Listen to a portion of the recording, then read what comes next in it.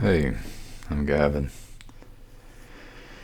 and I have just a animation running in a circle here. And if that animation is distracting, I'd ask you to just not look. And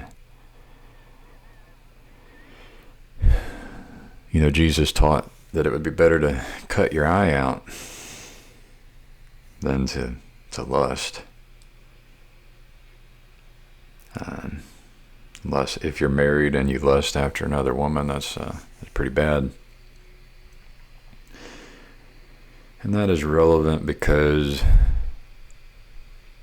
we all have weaknesses that we're born with, and we're all different with different weaknesses and different strengths.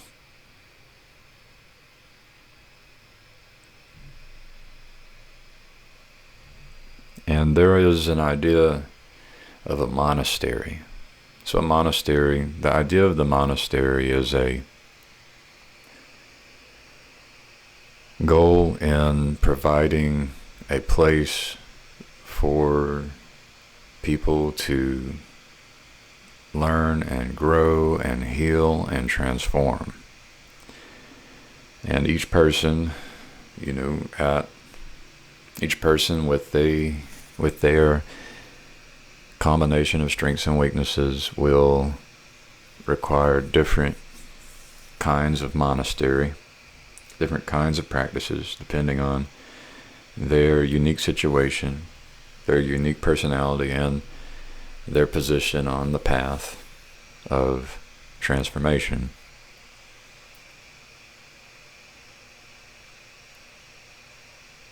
And so, I have my weaknesses, and so my monastery is my house, with my wife and children. And I can handle the internet and the television fairly well, and I can handle my devices fairly well. But some people may not handle the internet and devices well. So my monastery will include the internet and devices, and other people's monastery will not include the internet and devices, because some people will be compelled to use the internet and their devices to do the things which are going to separate them from God.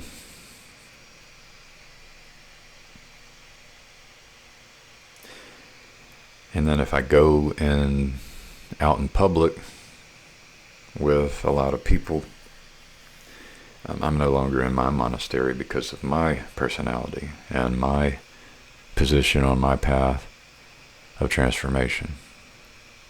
So it's very nice to retreat into the monastery to get close with God, to know God better. And it's also nice to leave the monastery and expose ourselves to temptation. And then we can help each other out. We can benefit from receiving help and dealing with our temptations, and we can help others in their temptations. And together we get to all transform into people who know God better.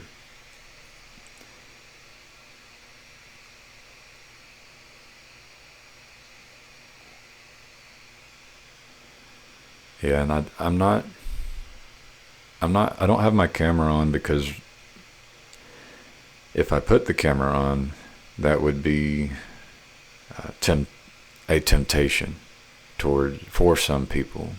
And so leaving the camera off allows me to speak to some people and to connect with some people that I would not be able to connect with if the camera was on. And so there's some people, for example, who cover their bodies with all kinds of clothing in order to avoid causing others to stumble, to be tempted. And so some kinds of monasteries will require certain kinds of clothing.